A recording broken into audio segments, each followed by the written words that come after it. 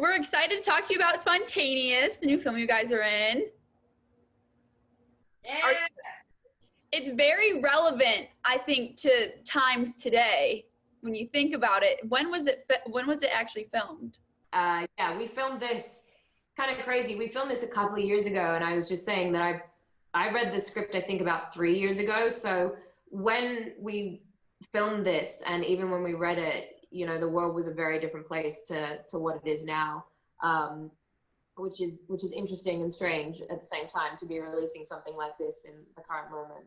What was it like after reading the script, how to prepare for it? Because it's a very big idea of, like, you know, people exploding. So when we filmed this, like, now I think coming out now, kind of accidentally, it's going to hit a lot closer to home than it was intended to. This is to be satirical comedy, sort of like a premature existentialism, if you will.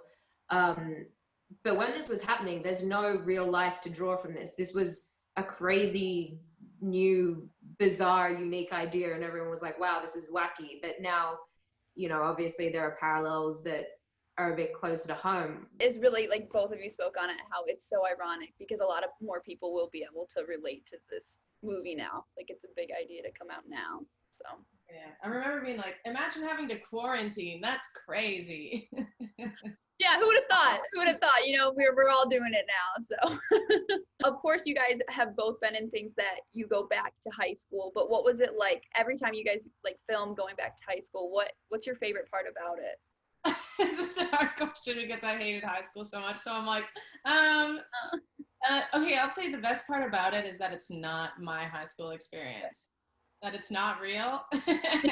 You can relive your high school. That I get to clock out at the end of this high school because I've loved the high school projects that I've done, but I truly didn't love high school. So the best part about it is, like, this is a fun high school experience, not like my real high school experience.